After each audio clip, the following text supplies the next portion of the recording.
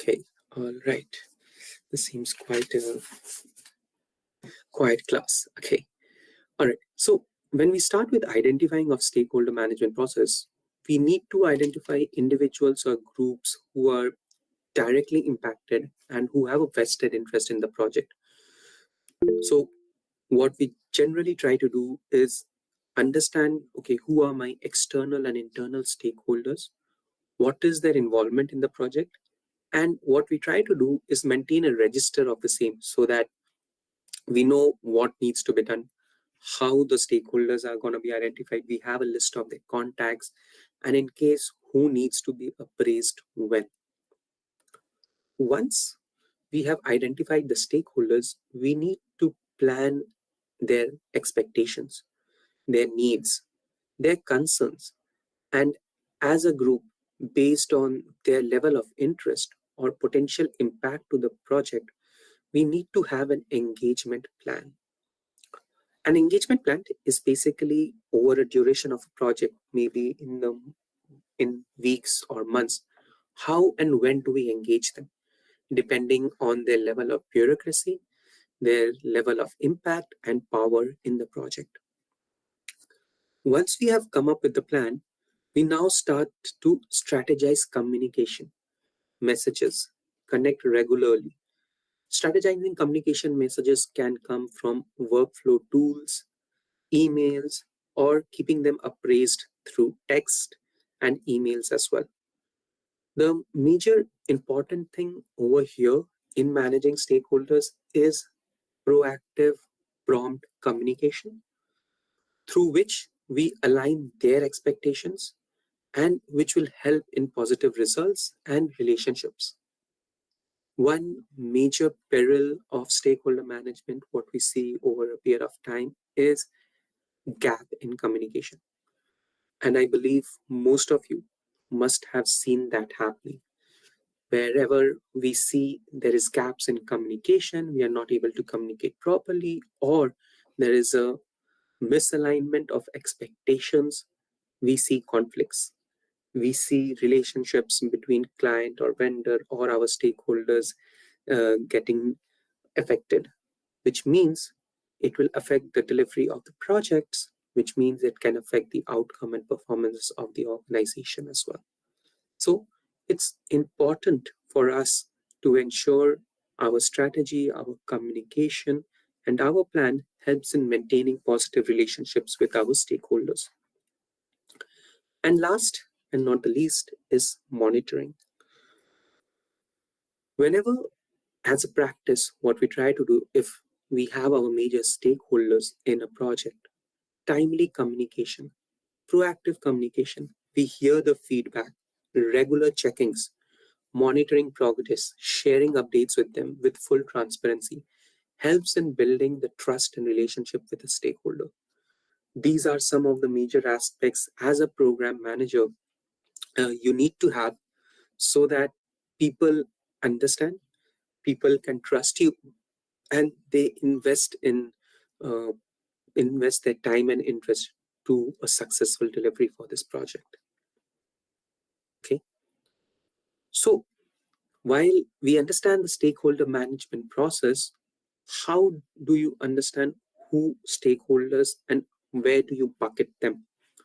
So there's a very good metrics shared where we talk about how to do stakeholder analysis and where to keep them based on their power of influence and the interest in the company.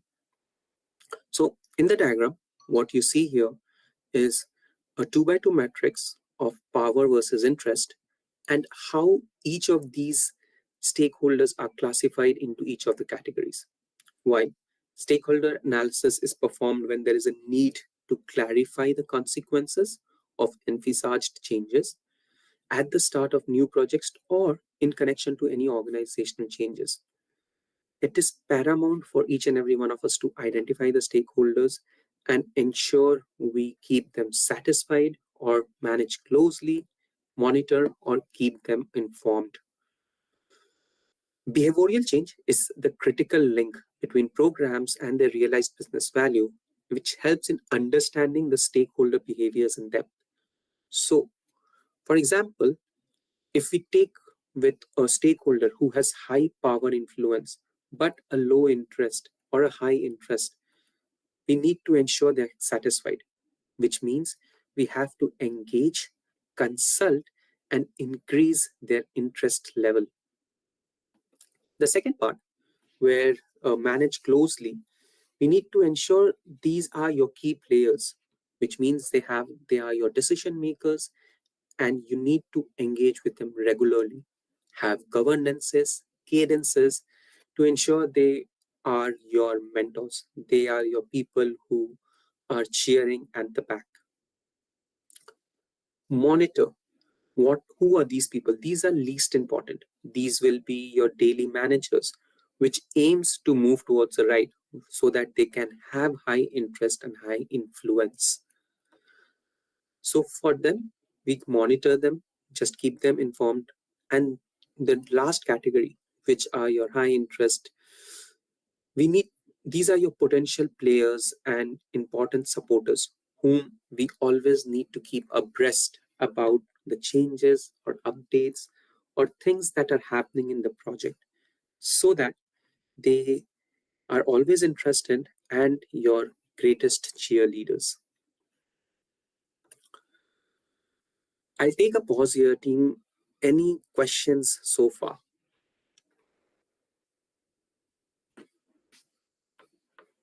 I would love to hear if we have any questions, or is there anything that you would like to clarify?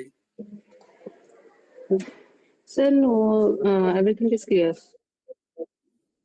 Sorry? Sir, everything is clear. There is no questions. You can continue with the presentation. Okay. Great. All right. So, this is another video where it talks about how different folks look into stakeholder management, what stakeholder management means to different professionals.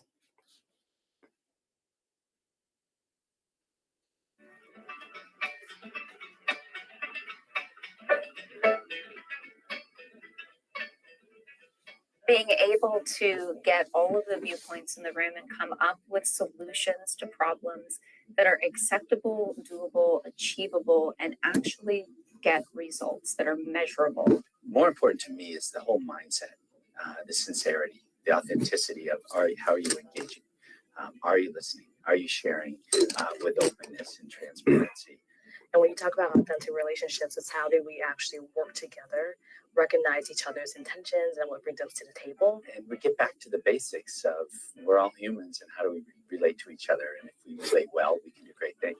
And so we really care about stakeholder engagement. It would say, how do we actually take time to build those relationships? And I think with companies, with philanthropy, we're all about kind of the end goal and the data and the measurement. And sometimes we forget that it's about the relationships as well and the process as well as the outcome.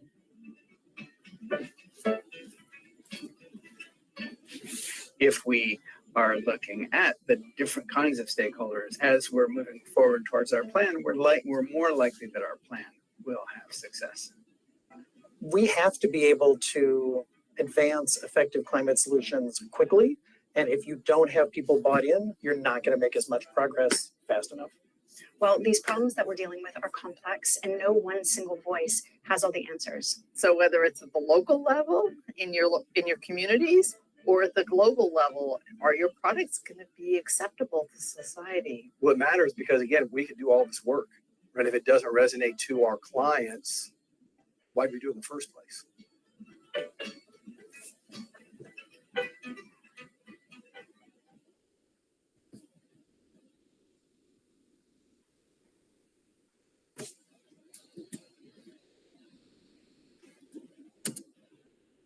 Oops. So we understand from different perspective what stakeholders management means to the board, to different people in different levels of organization.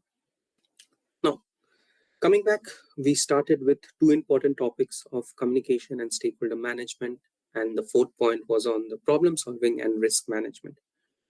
So let me ask you, what is a risk? According to different definitions, a project risk is an uncertain event, a condition that may or may not occur during a project. However, if it occurs, it has both negative and positive impacts to project deliverables. When a risk event occurs, it is no longer uncertain, it becomes an issue.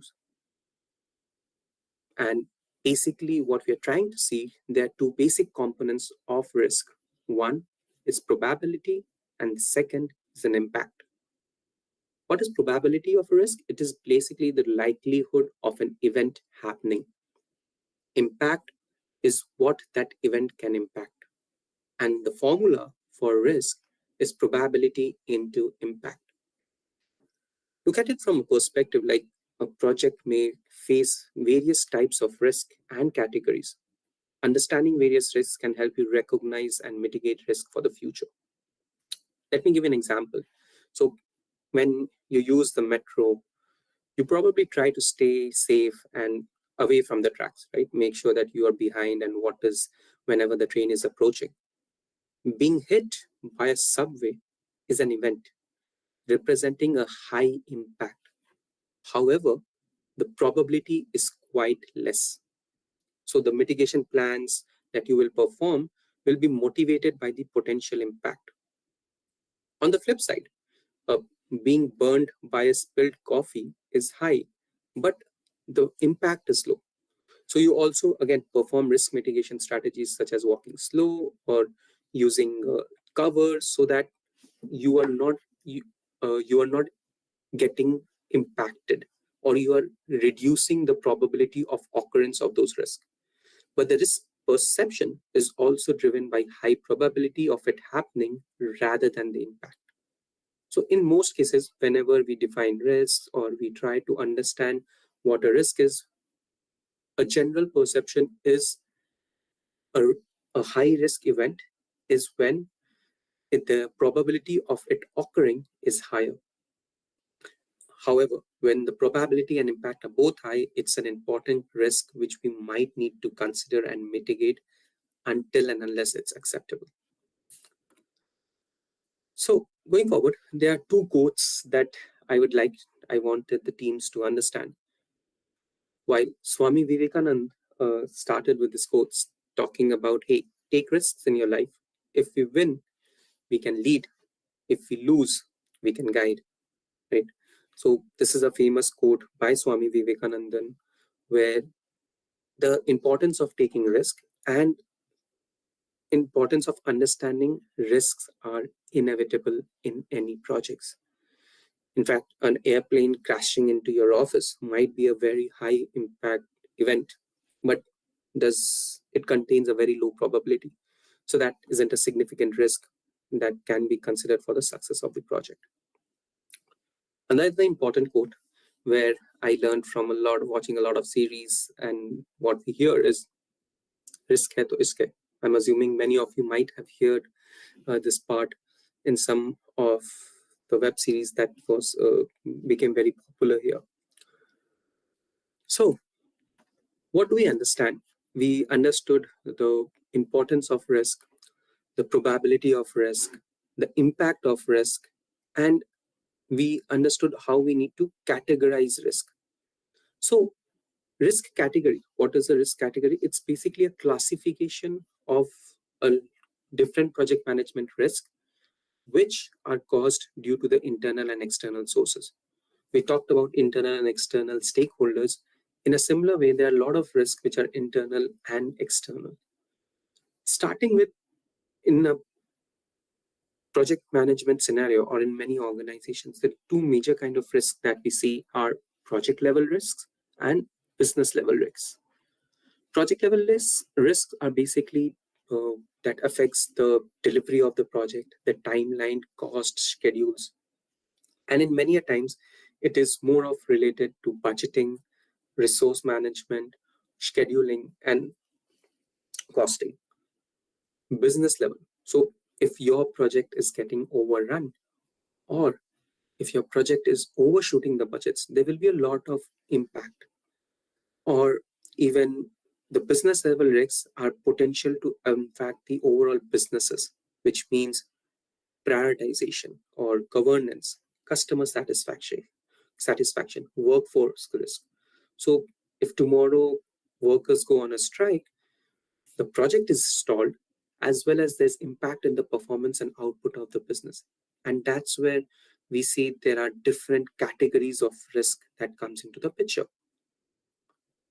Well, the figure on your right shows an illustration of different kinds of risk, which starts from your project and businesses. We talked about project level risk, right? Which are your financial, strategic, performance, and external. Whereas business level risks are mostly concerning your top line of the project or the bottom line, the strategy, how the business is trying to move, the performances, and any external factors. Just to give you an example, financial risks are mostly involving monetary factors. Strategic risks involves most of the strategies chosen to complete the project. So just for an example, if we strategize stating that, okay, we will only work with 10 people, so that is kind of a strategy that has been taken in terms of operations, planning, culture, everything, what technology we'll be using, how much we'll be investing. Performance risk mainly involve on the overall project performance in terms of whether we'll be able to deliver on time, expectations of what the project outcome should be, KPIs or SLAs, market research, all of these are different kinds of performance level risks. And external risks. External risks are always the ones that are predictable sources which might affect the performance and results of the project. It can include illness or people going on strike, changing labor laws, or market volatility, any mass kind of an events like COVID was one external event that changed a lot of project timelines.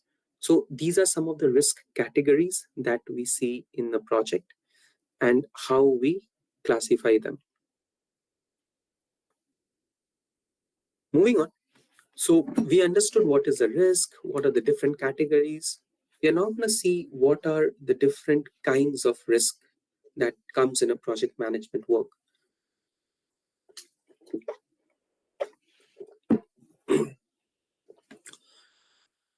Budget overages. One of the key importance aspects of project management risk in any project that you run is budget. While we start with whether you want to go for shopping, you want to plan an event, every time there is always a budget overrun. And this is one of the critical constants that we see in any project management.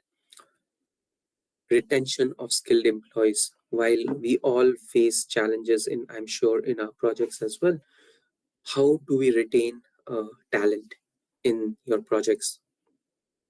Procurement, production. While you wanted to get products from X company, but unfortunately it did not happen. So what's your backup? Or you're producing some product, unfortunately the quality test did not run through. So how you're ensuring there is your production is running well, or there are some complications and it is affecting the schedule of the project. Resource mismanagement, organizational changes. This is one of the major things that we have also seen while we wanted to run a project in a different way. Senior leadership changes or mid-management changes sometimes do result in project deadlines getting moved from weeks to months to years. Scope creep. Well, we started the project understanding, stating, okay, we will work with so and so X amount of scope, but over a period of time, as we see or as we discover more aspects, more scope comes into the picture, which causes more work to be done, which can again delay the delivery of a project. Low sales performance, external hazards, IT risk, technology risk that we see everyone is talking about, and construction risks as well. So while we understood that, hey, there are different kinds of risk, there are different kinds of categories of risk, which is your project, business, and we saw some major aspects of risk. How do we do risk management? And to my understanding, I believe all of us, in some shape and form, in our various capacities, we do risk management strategies, starting from reducing assessments, managing, control, and majority of the time, what we see is project management is usually focused on cost, schedule, and delivering projects on time, or budget sometimes, which is the only criteria. No, as a project manager, there is nothing that makes you sleep at night better knowing that you have got your risks in your project covered, right? And given that scenario, how do you communicate the risks back to the stakeholders to let them know? And the most important stakeholders are your bosses, like, right? So we need to ensure that they are also made aware about this. So projects, by their virtue, will always have risks, and that is the very essence of a project management. Project sponsors or your major stakeholders generally accept the risks. It's more of a communication of the issue to ensure they're aware of the risks and what we have considered and known, and we know how to deal with this risk appropriately. And I believe in most of our scenarios in our daily day-to-day lives, if we are communicated about the risks, how we are dealing with it, and if there are problems that comes into the way, we know how to handle it. Our stakeholders are also okay to accept it. So let us delve into project risk management. Well, project risk management is the process of identifying, analyzing, and then responding to any of the risks that arises over the life cycle of a project that can help the project to remain on track and meets its goal. What you see over here is basically some of the processes that many project managers use in their day-to-day activities or in a project life cycle where they communicate. It is not just about being reactive to problems or issues. It should be part of the planning process to figure out or track what the risks are or what may happen. In fact, like risks will always occur, and a risk is something that could potentially impact your timelines, performance, budgets, and risk are potentials in a project management context. But if these potentials become a reality, then it becomes an issue which must be addressed, and which means we have to ensure that we have proper mitigation plans to address that. Therefore, risk management becomes critical. It can mean different things to different types of project. On large-scale projects, risk management strategies might just include extensive detailed planning for each risk once we have identified, and strategies in place over a period of time when those risks occur. For smaller projects, risk management might be just a simple priority of tasks on scheduling or on ensuring task A comes after task B, and you're just doing a simple task of low, medium, and high and classifying those risks. Therefore, in project management language, what we say is risk can include both planned and unplanned and unforeseen activities, which can have a negative or a positive impact depending on the project that is being conducted. So we saw the process. Now let's delve into each of those, starting from identifying project risks. Identifying project risk, it's mostly involves recognizing the potential events or conditions that can occur or which will negatively impact your project. And in many cases, what we try to do is preempt these risks depending on the formula that we shown before, probability into impact, right? What are some of the techniques that we can use to identify risk is brainstorming. When we design a project, when we are trying to lay out the lay of land, we try to see or consult with different people, stakeholders, team members on what are the different risks that can come. Brainstorming is a very good technique where valuable ideas can come in. Listening to different people, a lot of risks can be identified. It encourages creativity and helps bring in different perspectives. And expert judgment. The best way to identify project risks is to involve people from different spheres, different experiences, and also creating fresh minds in trying to identify the risk. Expert judgment does provide a lot of insights based on their experience, knowledge, and how they have handled or mitigated risk in the past. So identifying risk is a critical criteria in the first step of risk management. The second step, I would say, is project risk analysis. So what does this mean? It is basically a process that how likely the risk will arise in a project. It studies the uncertainty of the potential risks that can come and how will it impact the project in terms of schedule, quality, or cost, if it comes up. One important thing that we see is risk analysis is often omitted in many of the projects, and probably you can't see its result on a day-to-day basis. But small projects or even larger projects needs to justify the time, effort, and budget spent on it. So understanding your risks, planning them ahead is paramount.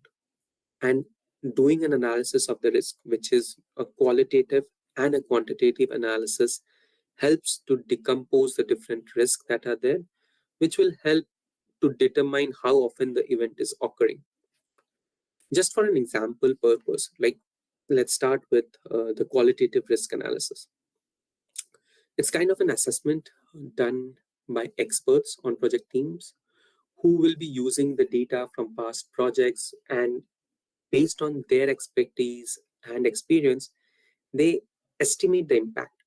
They give a score, and based on that, they put a matrix. So what you see on the table is there are different kinds of risk that has been identified, which shows about, hey, if a truck breaks down, what is the probability and what's going to be the impact?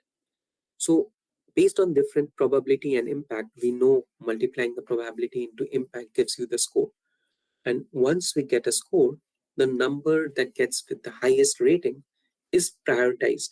And we need to ensure, yes, we have qualitative, I would say, risk analysis methods and plans in progress to ensure that, yes, those risks are mitigated. Coming to quantitative risk analysis, by contrast, it is statistical analysis. It's basically giving you an estimate of the entire risks that are identified. It is basically turning probabilities into impacts which can quantify project budgets. So just for an example, if I give you, okay, my total impact for the project is like, say, 50,000. But what is the probability that the truck will break down? We can say, okay, 5,000 or 10%. So as 5,000, 10% of 5,000, $50,000 is 5,000. So we take that as a contingency. Contingencies are basically baked into your cost so that in case a risk or an issue occurs, you can use that cost to mitigate that risk, which will help you to maintain your budgets, timelines, and ensure the project does not overrun. So these are various examples of the risk analysis. Coming to assessment. So when we spoke about risk analysis, risk assessment is basically a metrics that is used in project management tools, which is to plot risk against the severity of the impact and how it impacts the project. So over here, we see different categories, that is the likelihood of the project and the severity of it. So depending on the likelihood, which is whether the risk is likely to occur, will likely occur, or definitely occur, and the severity of it, which can be acceptable, tolerable, desirable, or intolerable at all. So just to give you an example of some acceptable risk is, like, if there is a construction project going on somewhere, you know that yes, there will be some noise, or it is accepted that yes, during the daytime those noises can be done, but it's a unaccepted risk when the construction is going out at night, because that's the time when people try to sleep, so we don't want to do that. Tolerable risks, just to give you an example, which can come with individuals who need a sum of money in the end of 15 years, or take more risk than an individual who needs a sum of money in 5 years. So these are kind of tolerable risks or planning that you do. Intolerable or undesirable risk can be cyber attacks. In the period of technology where there is a lot of threats that are happening, a company does not want any cyber attacks or a collapse or a data loss in any of their day-to-day work. So that's a kind of a serious impact that can change the course and outcome of the businesses.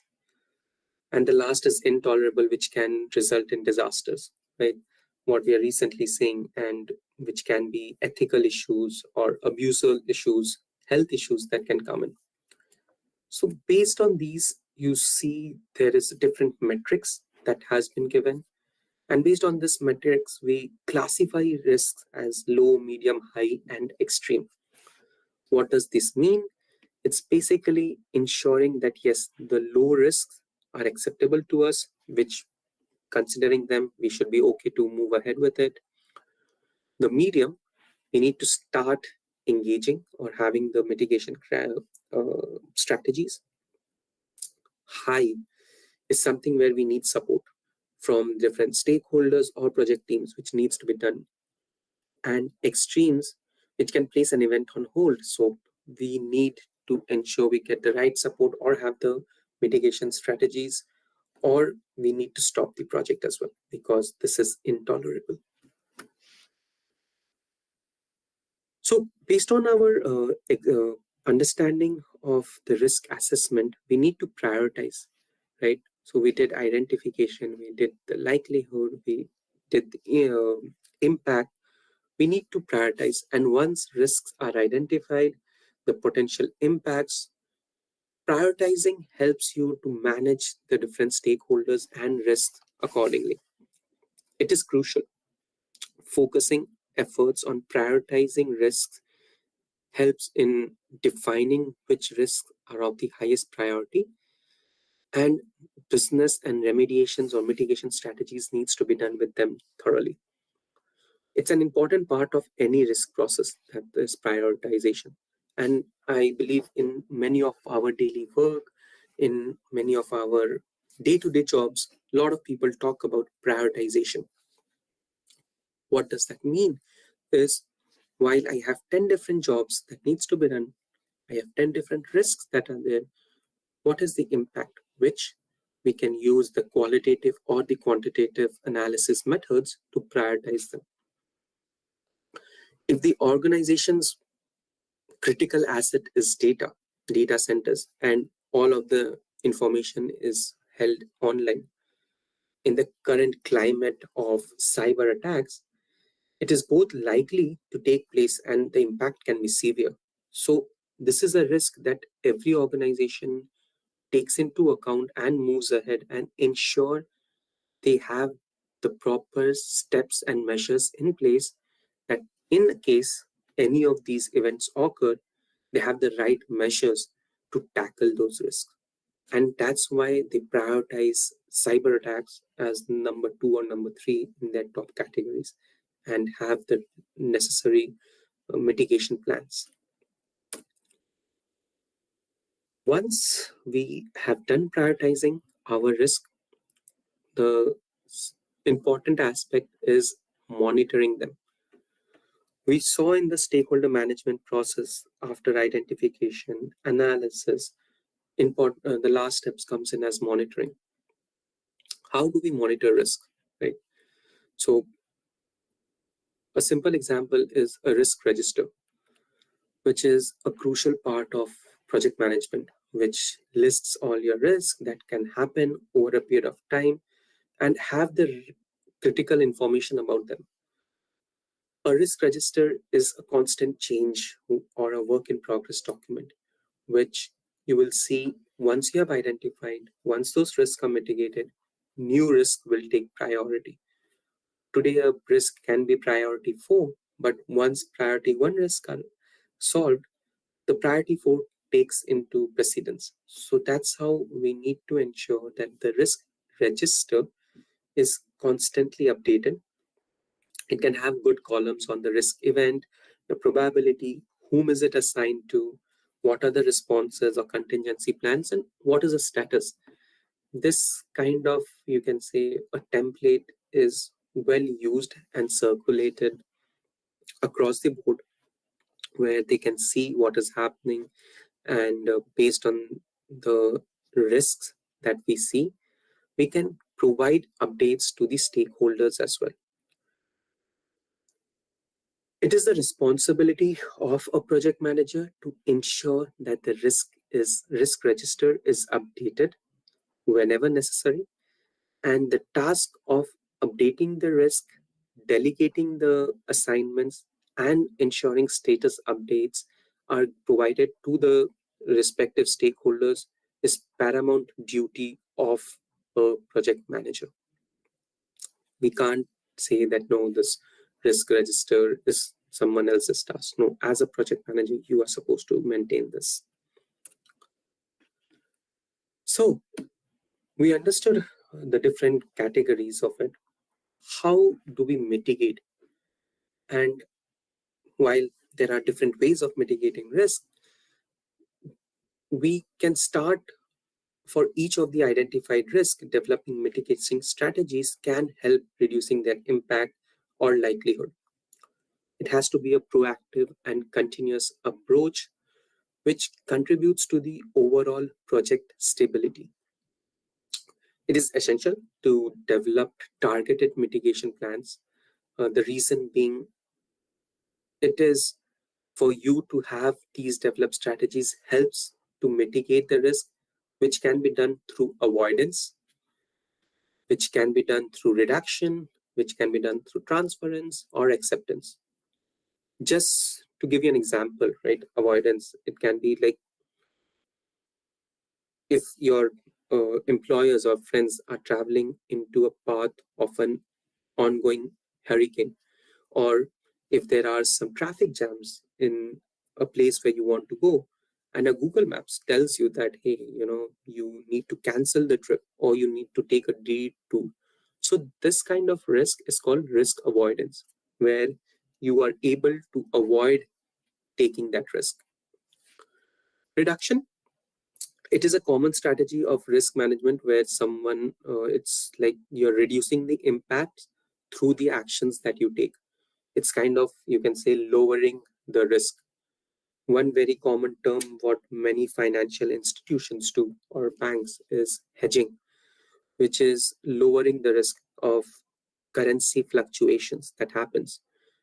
So whenever a bank issues a letter of credit, they hedge the foreign exchange or reserves so that if there is any macroeconomical impacts which causes the currency to fluctuate, there is minimum impact to their performances or to their bottom line.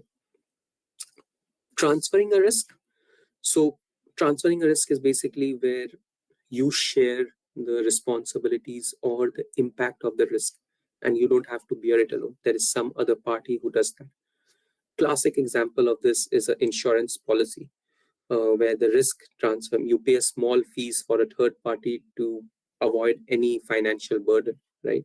Or even just for example, whenever you are traveling, you pay a small amount of fees so that in case of delays or cancellations, you don't have to pay the burden of the delays or cancellation charges.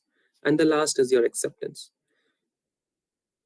What important aspect of developing risk mitigation strategy is having contingency plan. Contingency is very important when you develop risk mitigation strategies. Contingency plans can be through budgets. Contingency plans can be ensuring enough capacity. Contingency plans can also be example of keeping some buffer. Like most of our parents always keep different set of funds. Contingency plans also can be, okay, I have separate set of liquidation funds which can be used in terms of immediate emergency. So these are the kind of risk mitigation strategies that we all should have. And as a project manager, it's important for us to take care of it. One of the important aspects of a risk mitigation strategy is that an effective one helps in project stability and success. Consistently reviewing these strategies is paramount. It's necessary, and it's important for all of us to ensure we are continuously reviewing our risk, planning our strategies, and ensuring the successful delivery of the project. I'll take a pause here, team. Any questions on the topics that we have discussed so far? The reason why I say so, this is my last slide that I have. We want to end with a clip from Big Bang Theory, which completely summarizes what project management is about, how it is being carried out, what are the activities, and whatever we discussed. But before we play this video, any questions, team?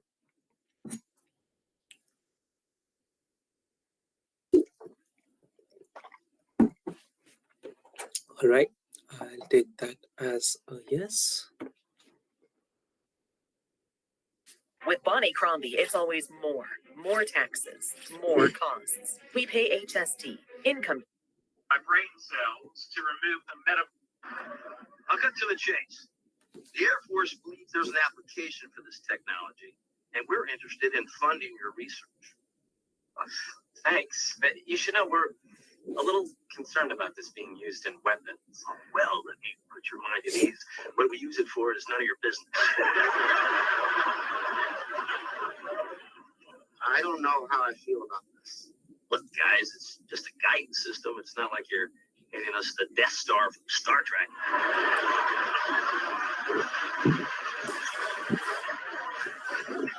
All you need to worry about is right now it's this big, and you need it to be this big.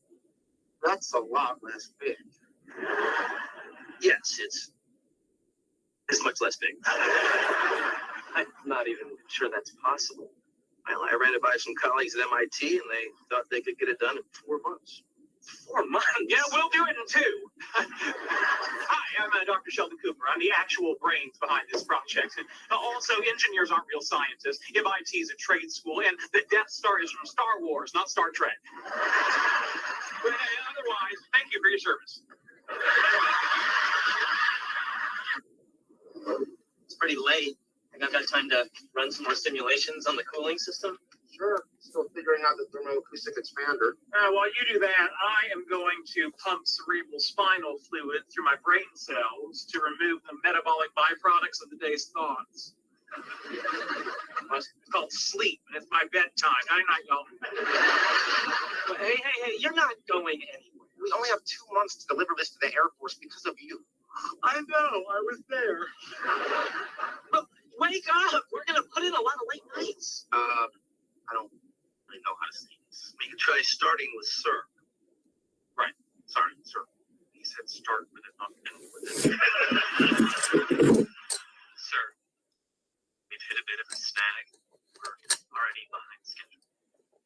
The computations required to overcome the deployability issues are more significant than we thought. I understand that we're under contract, and I don't know what the consequences of violating that are, but we're not going to be able to deliver in the time we promised.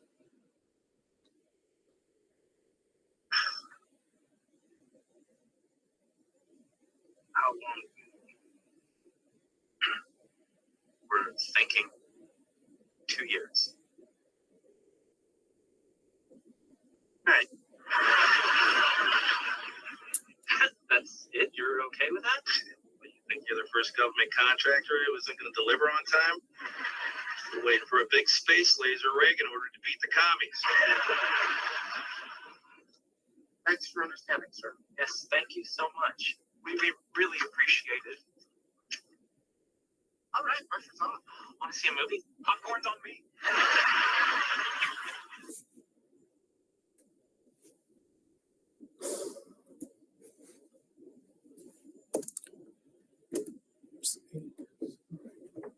All right. Thank you, team. This was what we wanted to cover. Where was it? Any questions? Any feedback? Any comments from anyone?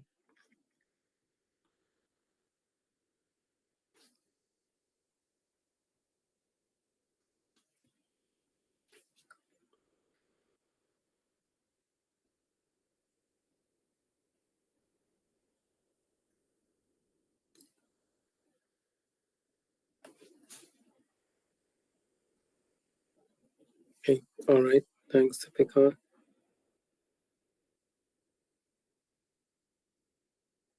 I believe today is your this is your last session for this program.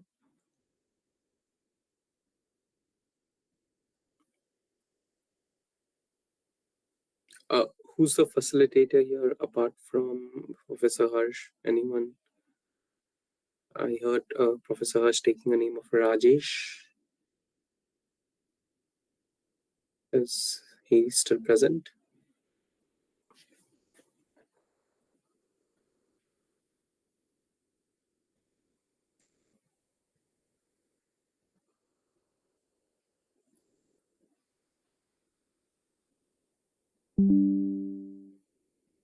Okay, all right. Thanks, team. Then I wish you all a very happy Friday. Have a great weekend ahead and all the best.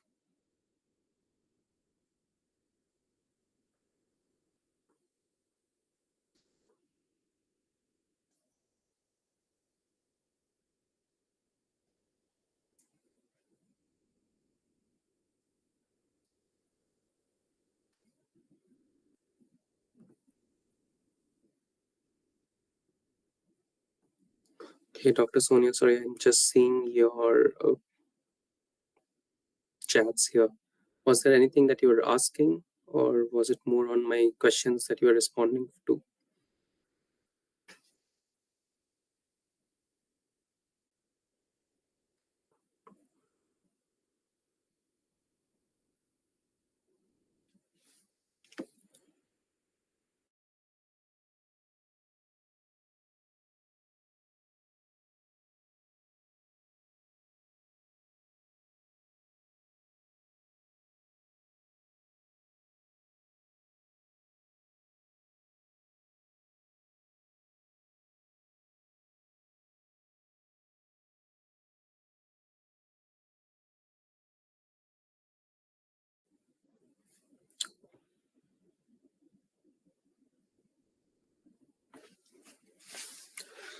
All right, I'll just wait till the time Professor Harsh joins back. Participants, feel free to drop off or proceed with any other assignments or tasks that you have. Thank you. Have a great weekend ahead.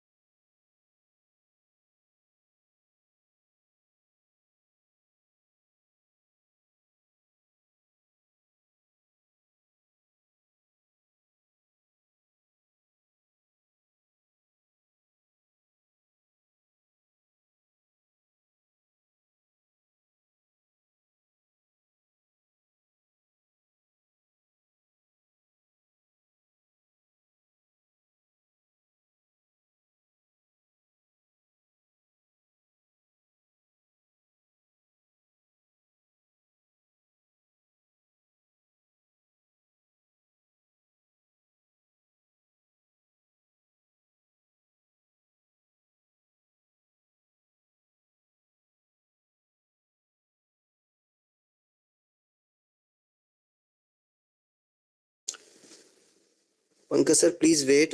Harsh sir will be joining couple of soon.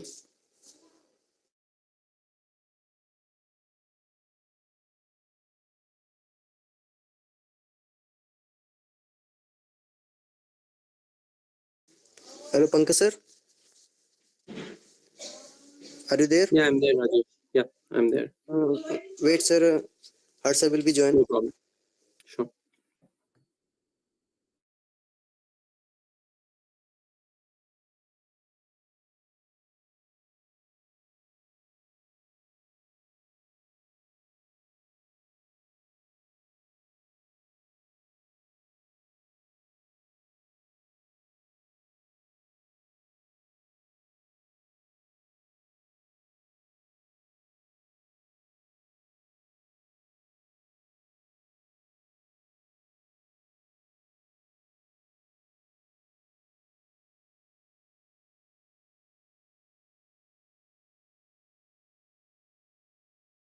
Hello.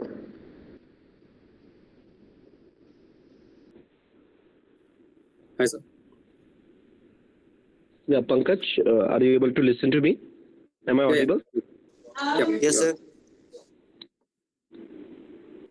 Yeah. Sorry, I was in the meeting right now. Just to have to come out for that. I hope the session is over now. Yeah, most of the topics that we wanted to cover, we have done. Okay. Unfortunately, I think people. So thank you. Thank you. Sorry. I'm saying what you said? Most of the participants were aware of the topics and they were able to understand. Some less, I would say, interactions, but overall it was okay. Now, that's a feedback I would love the participants to give. But okay, thank you. Yeah. So any other further questions, participants? So if there is no question, thank you, Pankaj. Thanks a lot. I'm quite sure it would have been a really interesting session for all of the participants because I know the way you talks about, and this is something which is very close to your working as well as your heart. So I'm quite sure participants would have benefited immensely from your session. Though I was unable to attend the whole session, I just came back. There's a very urgent meeting, as I said. It came up suddenly.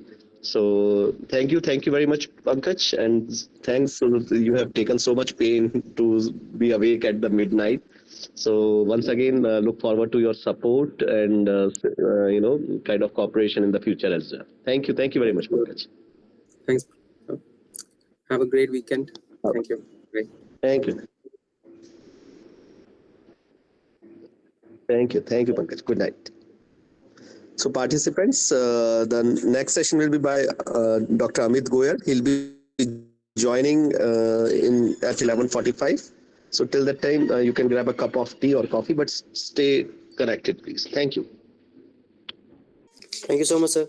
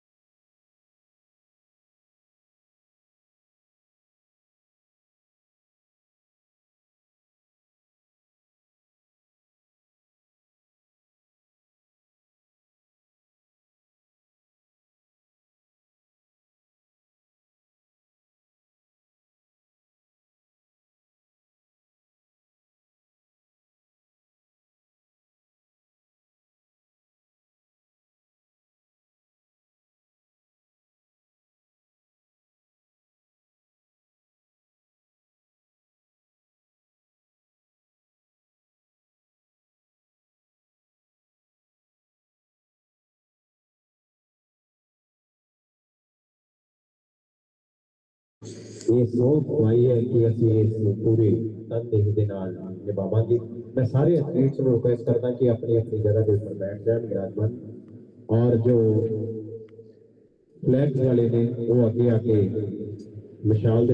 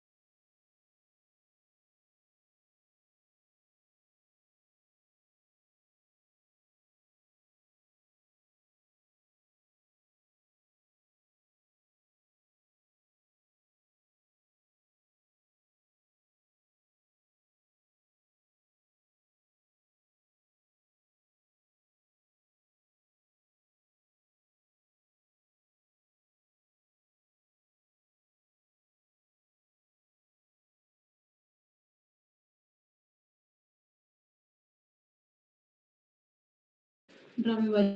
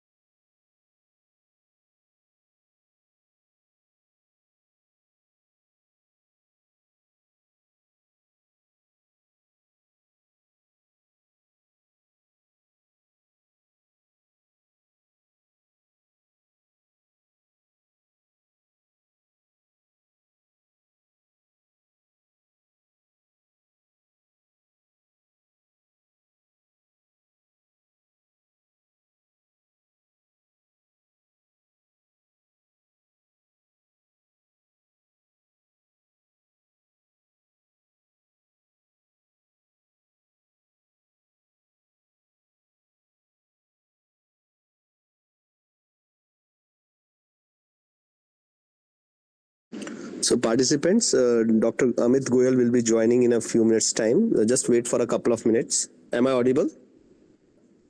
Yes, sir. Hello. Yeah. You are audible. So Amit sir is joining in 2 minutes time. Rajesh. Okay. Okay, sir. Just tell me once he joins, right? Fine, sir.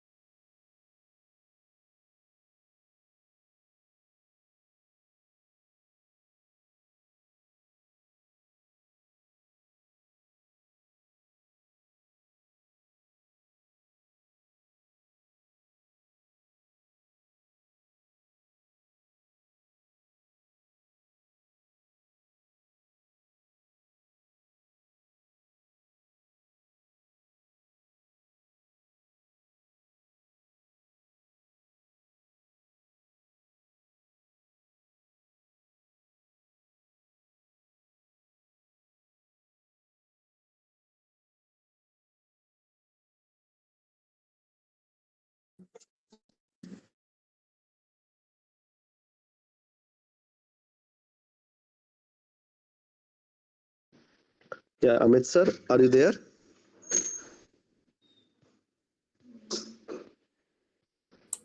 No, sir.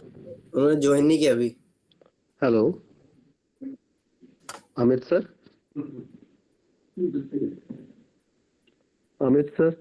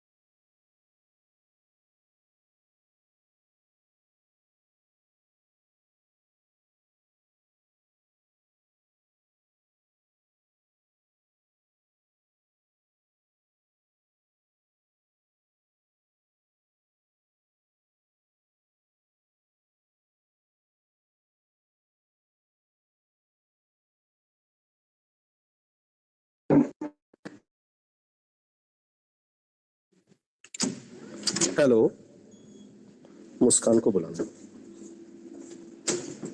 Hello. हाँ जी sir. हाँ Amit sir आए क्या अभी? नहीं sir, अभी join नहीं किया उन्होंने. I'll give you the call. Okay sir.